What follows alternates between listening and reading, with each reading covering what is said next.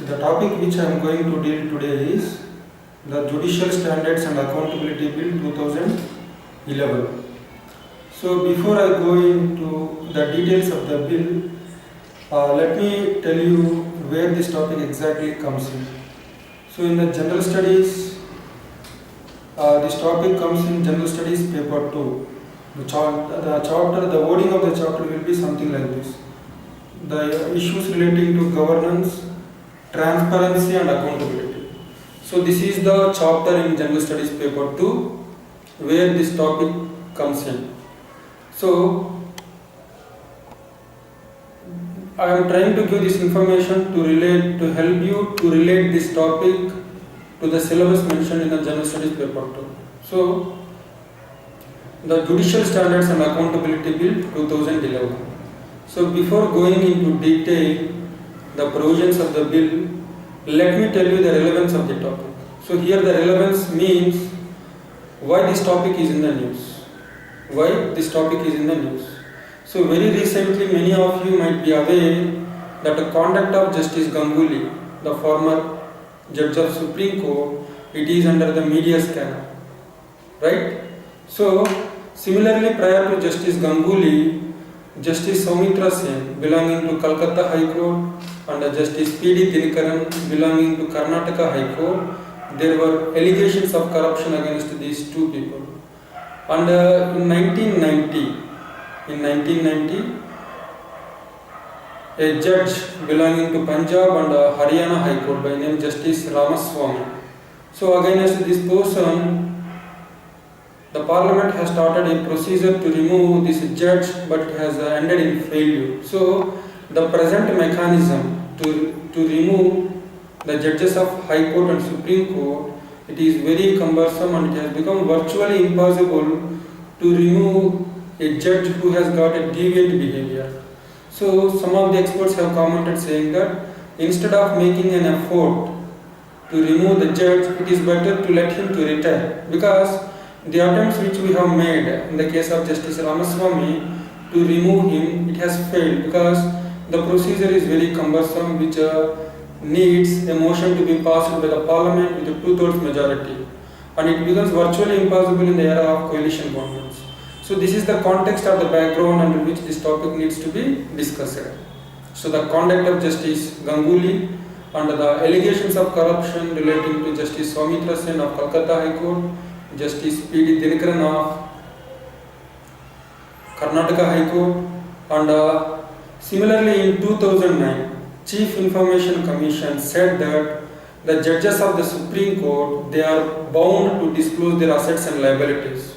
So this matter was referred to Delhi High Court because whether the judges of Supreme Court, whether they have to disclose their assets or liabilities, whether they have to disclose or not, if it is decided by the Supreme Court itself, it doesn't make any sense, because relating to their responsibility, the Supreme Court cannot pass orders on its own. So the matter was referred to Delhi High Court. The issue here is whether judges of Supreme Court, whether they should disclose their assets or liabilities or not, because the Chief Information Commission said that the judges of Supreme Court, they also come under the definition of public authority, and there is a need for these people to disclose their assets and liabilities. But initially there was some resistance. So the Supreme Court referred this matter to the Delhi High Court to give the opinion, because the Supreme Court cannot give a judgment for itself. So the Delhi High Court said that it has upheld the order given by the Chief Information Commissioner. Got the point? The order given by the Chief Information Commission is, the Central Information Commission is, the judges of High Court and Supreme Court, they also need to disclose their assets and liabilities. So when this matter was referred to the Delhi High Court upheld the order passed by the Central Information Commission, but said that they don't have any problem to disclose their assets and liabilities, provided the procedure is established by a law of Parliament, wherein there are adequate safeguards to prevent the misuse of the disclosure of assets and liabilities. So this is the concern which the judiciary has. They said that they are willing to give the information relating to their assets and liabilities, but the government should come in with an act of Parliament where it has got inbuilt safeguards to protect the judges of High Court and Supreme Court from unwarranted defamation by making use of that information disclosed. Got the point? So if this is ensured, they said that they are willing to disclose their assets and liabilities. So this is another background. So under this context of the background, this Judicial Standards and Accountability Bill, it was introduced in Lok Sabha on 1st December 2010. So it is the convention or the practice, usually any bill introduced in Parliament, it will be referred to Parliamentary Standing Committee to do wider consultations to make sure that the provisions in the bill, they are very comprehensive.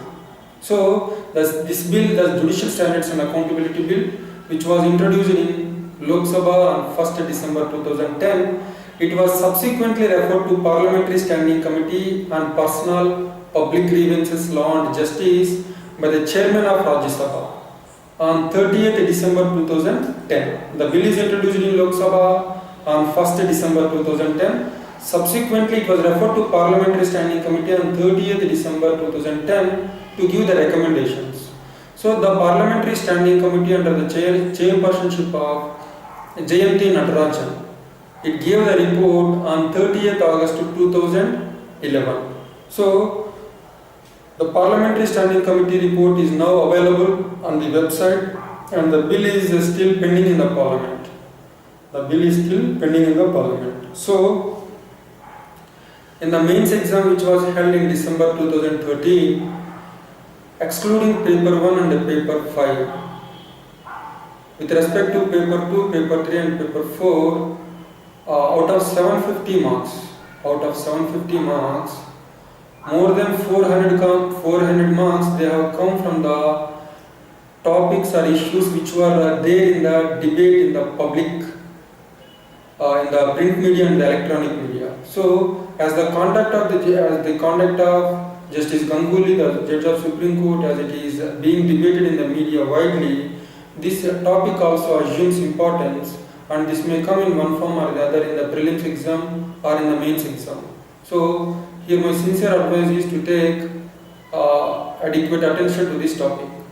Then, what are the objectives of the bill? What are the objectives of the Judicial Standards and Accountability Bill 2011? See, the following are the objectives of the bill. First one is to give you some background.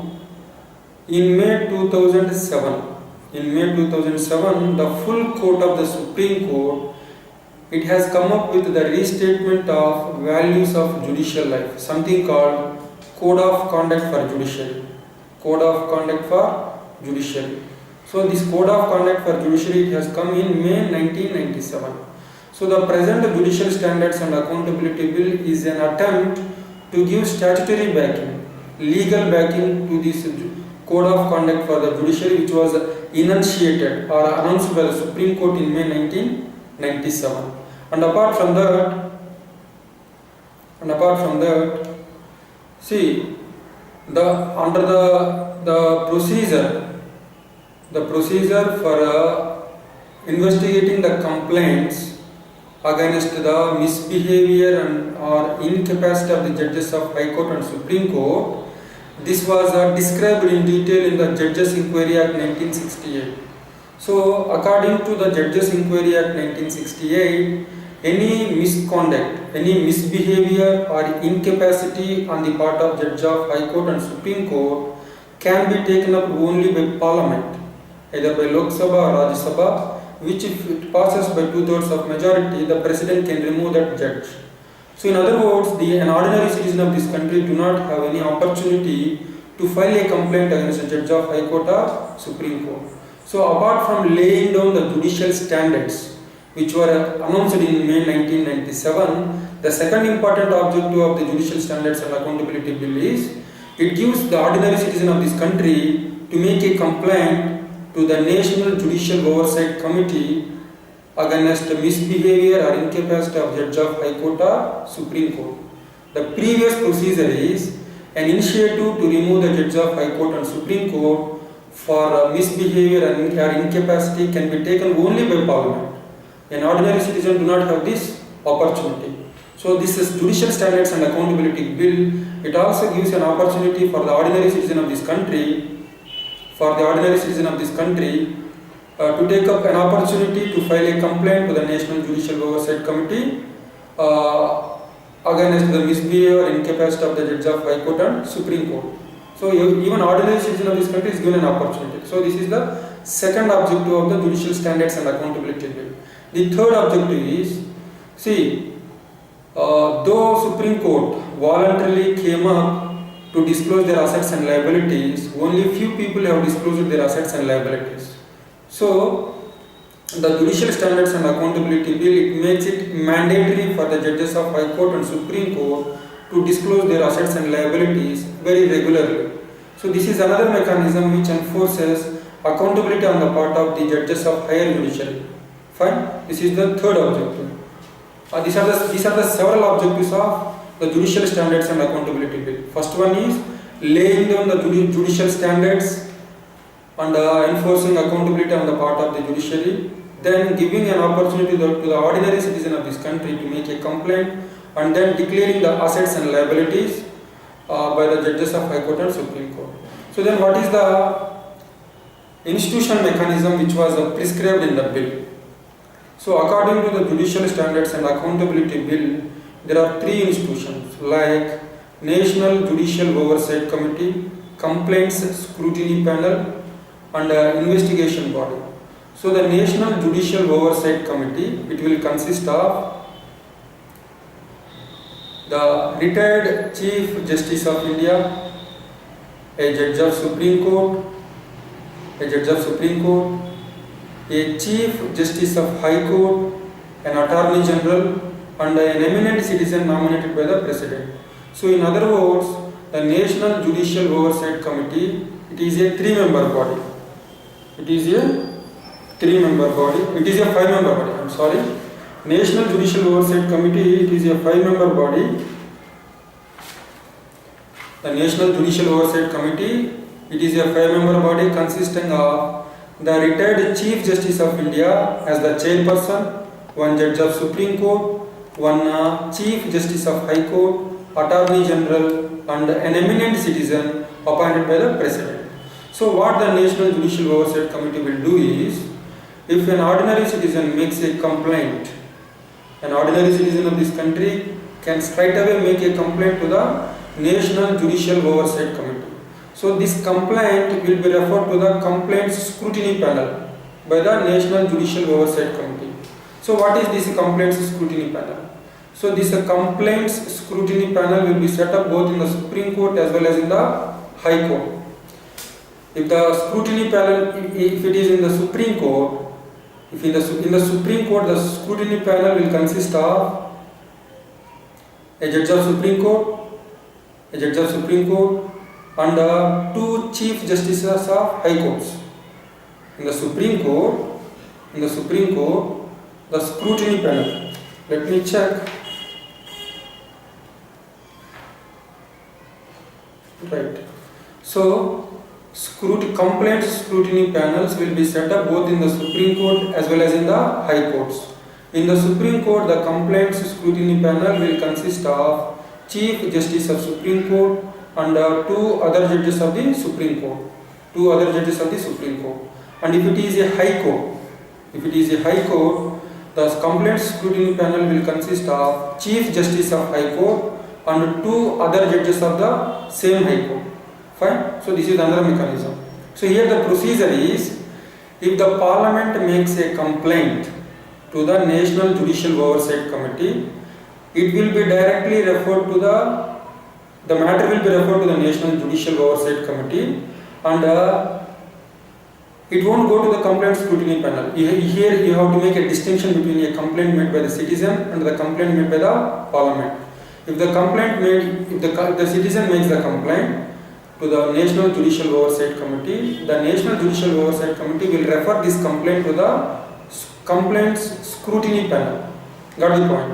So the complaint scrutiny panel, it will do preliminary investigation to establish whether there is prima facie evidence, whether there is sufficient evidence to proceed with investigation. If the scrutiny panel report says that there is prima facie evidence or sufficient evidence to proceed with investigation, this matter will be referred to the investigation body.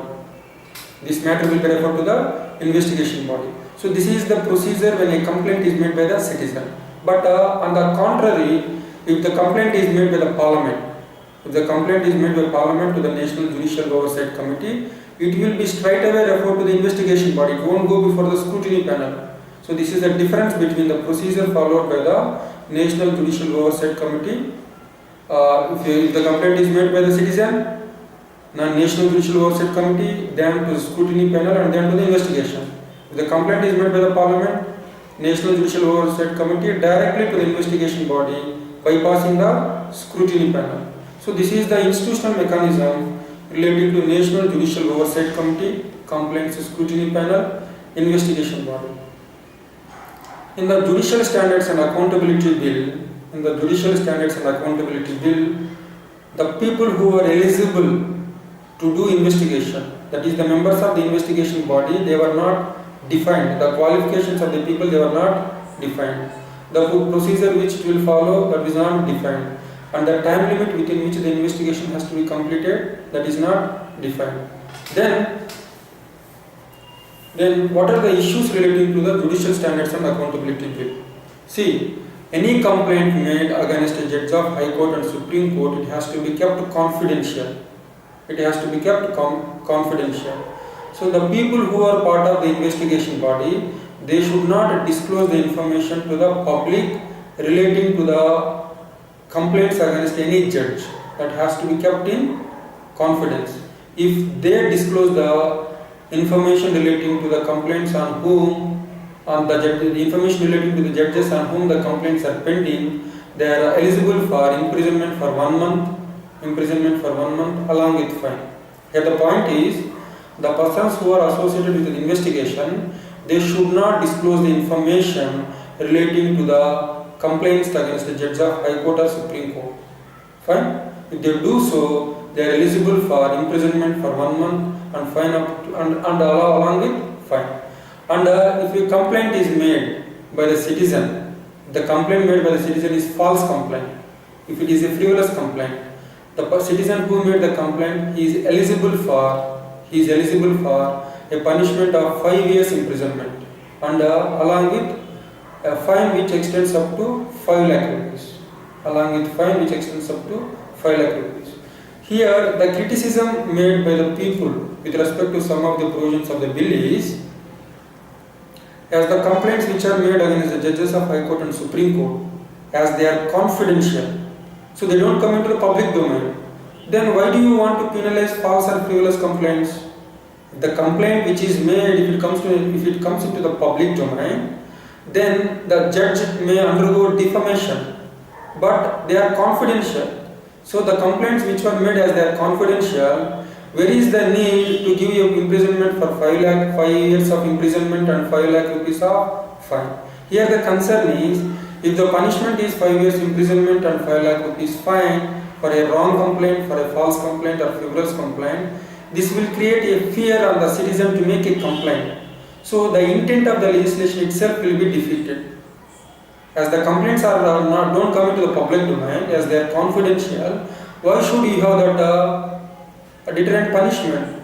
Because if you go by the Contempt of Courts Act 1971,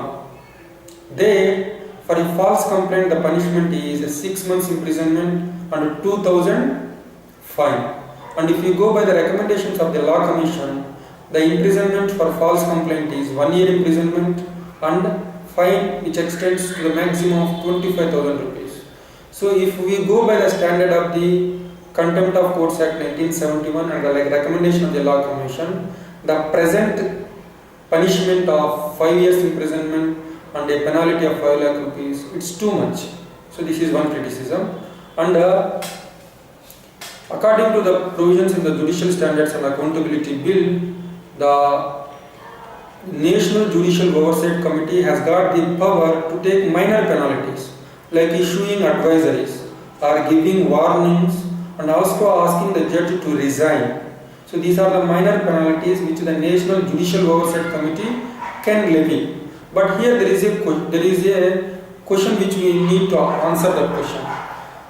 Is it constitutionally valid if it goes before the scrutiny of the Supreme Court? Because as I told you, the National Judicial Oversight Committee consists of 3 judicial members and 2 non-judicial members. Who are the 3 judicial members? Retired Chief Justice of India, a Judge of Supreme Court and a Chief Justice of High Court. These are the 3 people who come from judiciary. The Attorney General and the eminent citizen, they don't represent the judiciary. So this body doesn't represent completely the judiciary. As there is representation to the non-judicial wing, this issue, if it goes before the Supreme Court, there is a danger that the Supreme Court may cancel this provision, saying that it will affect the independence of the judiciary, because the non-judicial members, they are represented in the National Judicial Oversight Committee. So a concern is expressed saying that the power or ability of the National Judicial Oversight Committee to impose minor penalties, if it is challenged before the Supreme Court, that may be declared as constitutionally not valid. That problem is there. And see, after the complaint is made to the National Judicial Oversight Committee, and after it is investigated, and if the guilt of misbehavior and incapacity is proved on the part of the Judge of High Court and Supreme Court, then what is the procedure we follow to remove the Judge of High Court and Supreme Court? The same procedure. A motion will be taken up in the Parliament, which will be passed by 2/3 majority, and subsequently, after passing the motion, the President will remove the judge. And this means that the present judicial standards and accountability has not radically altered the way we follow for removing the judge of the High Court. So we began our discussion saying that the present procedure for removal of judge of High Court and Supreme Court, that is passing 2/3 majority motion in Parliament, it is cumbersome and it has become virtually impossible to remove a judge of High Court and Supreme Court. This is what we said in the beginning. But finally, even in this bill, the final method of removing the judge of High Court and Supreme Court is only through the Parliament. So in other words, that problem, that the inability to remove a judge of High Court or Supreme Court with the existing procedure, it continues even now.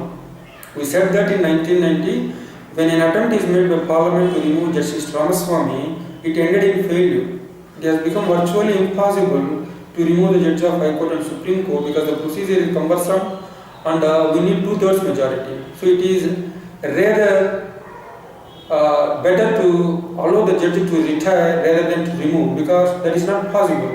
So here, instead of the Parliament passing a motion by 2/3 majority for the removal of the judge of the Supreme Court, bypassing the Parliament, after the investigation is over, or if the guilt is proved, if the President is given the power straight away to remove the judge of the Supreme Court and High Court, this cumbersome procedure, which is virtually impossible, that could have overcome. But that was not the case in the recent bill.